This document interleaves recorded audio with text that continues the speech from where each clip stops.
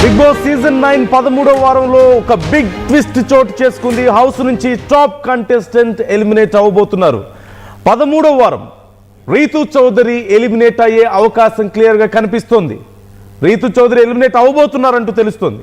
Nomination లో తనుజ, భరణి, సుమన్ శెట్టి, సంజన, రీతు చౌదరి, డిమాన్ పవన్ ఉన్నారు. కొన్ని వారాలుగా లీస్ట్ ఓటింగ్ లో సుమన్ అలాగే సంజన ఉన్నారు.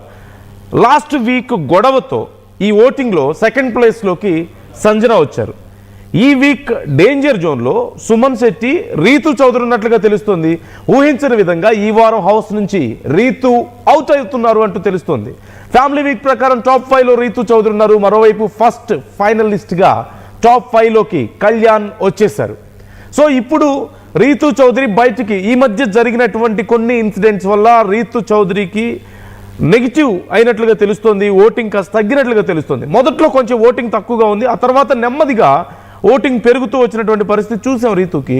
బట్ లాస్ట్ వీక్ వరకు కూడా ఎలిమినేషన్లో మోస్ట్లీ సుమన్ శెట్టి లేదంటే సంజన వీళ్ళిద్దరిలో ఎవరో ఒకళ్ళు ఎలిమినేట్ అవుతారు అంటూ అందరూ అంచనా వేశారు. కానీ 1-2 ఇన్సిడెంట్స్ వల్ల రీతు చౌదరికి నెగిటివ్ అయింది, సంజనాకి కొంత పాజిటివ్ అయినట్లుగా తెలుస్తుంది.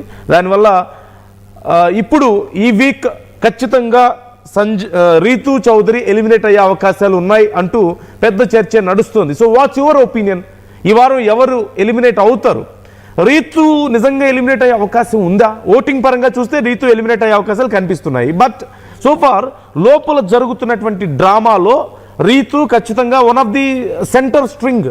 రీతు లేకపోతే చాలా డ్రామా జరిగే అవకాశం లేదు. మరి ఇలాంటి పరిస్థితుల్లో రీతుని బిగ్ బాస్ బయటికి పంపిస్తారా? బయటికి పంపిస్తే ఆ డ్రామా ఉండే అవకాశం ఉంటుందా? ఆ స్పైస్ జనరేట్ అవుతుందా లేదా అనే అనుమానాలు కొంతమందికి వస్తున్నాయి. సో అనింద్ర జాయిన్ అవుతున్నారు, మా కొలీగ్ అనింద్ర. మొదటి నుంచి బిగ్ బాస్కి సంబంధించి ఎప్పటికప్పుడు ఫాలోఅప్ చేస్తున్నారు, మీకు అప్డేట్స్ అందిస్తున్నారు. అండ్ ఖచ్చితంగా ఆర్టీవీ ముందే గెస్ట్ చేస్తూ వస్తుంది who is going to eliminate అనే విషయంలో మేము చెప్పింది ఎప్పుడూ తప్పలేదు. సో ఈసారి ఎలా ఉండబోతుందో మీరు చూద్దాం. ఒకసారి అనింద్రని అడిగి డీటెయిల్స్ తెలుసుకుందాం. అనింద్ర, సో ఈసారి రీతు చౌదరి బయటికి వెళ్ళిపోయే అవకాశాలు క్లియర్గా కనిపిస్తున్నాయి అంటున్నారు. So what's your opinion? Suman Shetty, Sanjana ముందు వీళ్ళిద్దరిలో ఎవరో ఒకళ్ళు ఎలిమినేట్ అవుతారు అనుకున్నప్పుడు సంజనాకి ప్లస్ అయ్యి రీతుకి ఎందుకు నెగిటివ్ అయింది? ఎస్ నందు, ఇంకా హౌస్ లో 8 మంది కంటెస్టెంట్స్ మాత్రమే ఉన్నారు. 2 వారాలు మాత్రమే మిగిలి ఉంది. సో టాప్ 5లో ఒక 5 మెంబర్స్ ని హౌస్ లో ఉంచాలంటే ఇప్పుడు హౌస్ లో నుంచి 3 ఎలిమినేట్ చేయాలి. లాస్ట్ వీక్ డబుల్ ఎలిమినేషన్ ఉంటుంది అనుకున్నారు, కానీ లాస్ట్ వీక్ కూడా సింగిల్ ఎలిమినేషన్ ఉంది. సో ఈ వీక్ డెఫినెట్ గా డబుల్ ఎలిమినేషన్ ఉంటుంది అని అందరూ ఎక్స్పెక్ట్ చేశారు. బట్ ఈ వీక్ కూడా సింగిల్ ఎలిమినేషన్ జరగబోతుంది.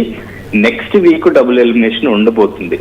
సో ఈ వీక్ డెఫినెట్ గా హౌస్ నుంచి సంజన ఆర్ సుమన్ శెట్టి ఎలిమినేట్ అయ్యి బయటకు వస్తారు అని అందరూ ఎక్స్పెక్ట్ చేశారు. ఎందుకంటే లాస్ట్ వీక్ సంజనాకి కొంచెం రీతుకి వీళ్ళిద్దరికి మధ్య జరిగిన గొడవతో సంజనాకి కొంచెం నెగిటివ్ అయ్యింది అని ఎక్స్పెక్ట్ చేశారు.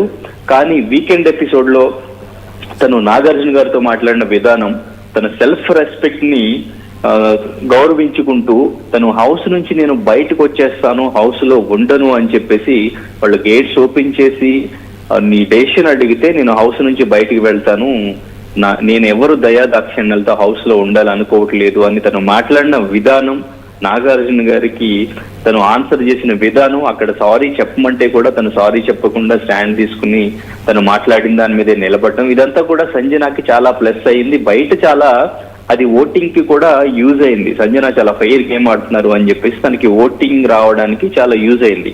అండ్ ఇంకా తర్వాత లాస్ట్ వీక్ డేంజర్ జోన్ లోకి ఎలిమినేషన్ వరకు వెళ్ళి వచ్చిన సుమన్ శెట్టి ఈ వీక్ డెఫినెట్ గా వెళ్ళిపోతారు, ఆయన హౌస్ లో ఏం చేయట్లేదు, ఆయన పర్ఫార్మెన్స్ కనిపించట్లేదు అంటూ చాలా కామెంట్స్ చేశారు. అయితే ఈ వీక్ మొత్తం కూడా హౌస్ మేట్స్ అందరూ కూడా వాళ్ళు ఫైనలిస్ట్ అవ్వడానికి, టికెట్ ఫినాలలో విన్ అవ్వడానికి ప్రతి టాస్క్ లో ప్రతి ఒక్క కంటెస్టెంట్ సుమన్ శెట్టినే చూస్ చేసుకున్నారు.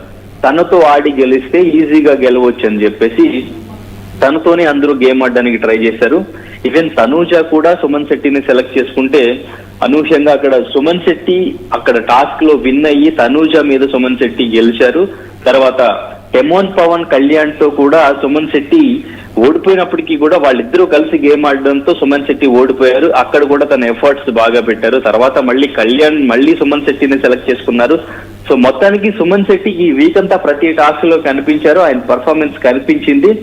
ఆయన పర్సనాలిటీకి, ఆయన ఫిజిక్ కి వీళ్లతో గేమ్స్ ఆడడం, టాస్క్లు ఆడడం అనేదే చాలా గొప్ప విషయం అంటూ కూడా తనకి చాలా సపోర్ట్ వచ్చింది. సో తనకు కూడా కొంచెం ఓటింగ్ అనేది పెరగడం జరిగింది.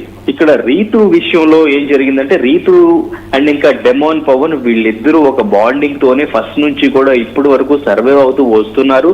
వాళ్ళిద్దరిది అన్హెల్దీ బాండ్. వాళ్ళు హౌస్ లో ఉండడానికి ఈ బాండ్ పెట్టుకున్నారు అని హౌస్ మేట్స్ దగ్గర నుంచి బయట చూసి ఆడియన్స్ అందరూ కూడా కామెంట్ చేస్తూనే వస్తున్నారు. ఈవెన్ హౌస్ మేట్స్ ఇప్పుడు ఫైనలిస్ట్ టాస్క్లకి దగ్గర అవడంతో ఈ టాస్క్లకు సంబంధించి వాళ్ళిద్దరూ కలిపాడడం, రీతుని గెలిపించడానికి అప్పుడప్పుడు డెమోన్ పవన్ సపోర్ట్ చేయడం, ఇదంతా కూడా హౌస్ మేట్స్ కూడా నచ్చకుండా నామినేషన్స్ లోను అండ్ ఇంకా ఏదైనా టాస్క్ నుంచి ఎవరినైనా ఎలిమినేట్ చేయాలి, అవుట్ ఆఫ్ ది రేస్ చేయాలి అనుకున్నప్పుడు డెఫినెట్ గా రీతు పేరు చెప్పడం, నామినేషన్ పాయింట్ లో డెమోన్ పవన్ ని